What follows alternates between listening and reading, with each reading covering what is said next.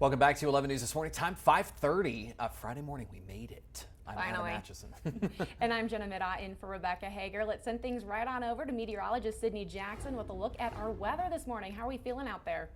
Well, Jenna and Adam, we're feeling really good right now. We are in the 60s. This is happening tomorrow. The extra $600 in unemployment benefits that a lot of people have been receiving from the federal government expires. This morning, Congress will be back to discussing the possibility of extending those benefits. 11 News reporter Kasha Carriage is live in Colorado Springs. In just a few hours, one of the suspects facing murder charges for the deadly shooting at the STEM school in Highlands Ranch is expected to be sentenced. 16-year-old Alec McKinney is one of two students accused of shooting at the school last May. He faces life in prison. The trial for the other suspect, Devin Erickson, who you see her on your screen, that trial was scheduled to begin in May, but had to be pushed back due to the pandemic. His trial will now start in September, and one student, Kendrick Castillo, was killed in the shooting and several others were hurt. If you were wanting to go see a movie at one theater locally, you're going to have to wait a little longer now. Coming up on 11 News, how long AMC is predicting it could be until people are back in theaters. But first, we could get a vote on a new stimulus bill as soon as next week. Just ahead, what we could learn today. People are out of their home this morning following a small kitchen fire. Colorado Springs firefighters say it started around 8:40 last night inside an apartment near the Citadel Mall. Firefighters say something on the stove accidentally caught fire. They were able to put it out, but say the people could not stay inside the apartment. Firefighters say no one was hurt in that fire. I know so many movies have been released to streaming, so a lot of us are going to be able to watch from our home, but it's not the same. Well, because the fun part about movies is popcorn and drinks and stuff like that. Right. So there's. But you can't get it home all the time. Exactly. Well, the CDC has a new prediction about the coronavirus in the U.S. Coming up, the number of deaths the agency thinks we could hit in less than a month. Continuing our coverage, if you can, please take a look at your screen right now.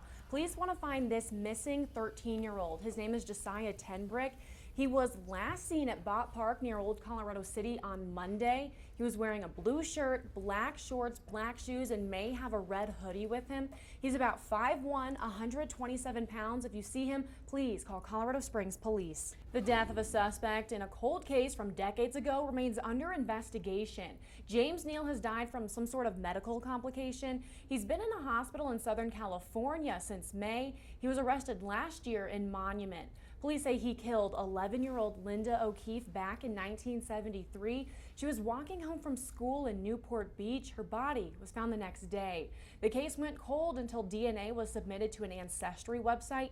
Neal had been living in southern Colorado since 2016. A new CDC report shows about 41% of Americans are at higher risk for complications from COVID-19.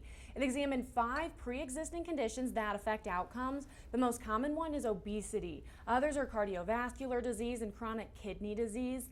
According to the report, the conditions are more common in rural areas. The study's authors hope the data can be used to help determine which areas need more health resources to stop the spread of COVID-19.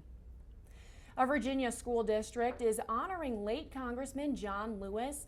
Fairfax County School Board members voted to change the name of Robert E. Lee High School yesterday. It will now be named John R. Lewis High School. Lewis died last week after a battle with pancreatic cancer. A name change for the school has been in the works for months, and the civil rights icon's name was on the district's shortlist even before he passed away.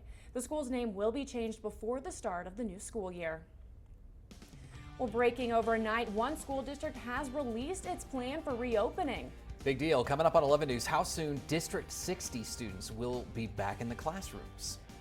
And taking a live look outside, look at that sunrise. A great way to wake up on this Friday. Time is 5:56. We'll see you back for more news and headlines at the top of the hour.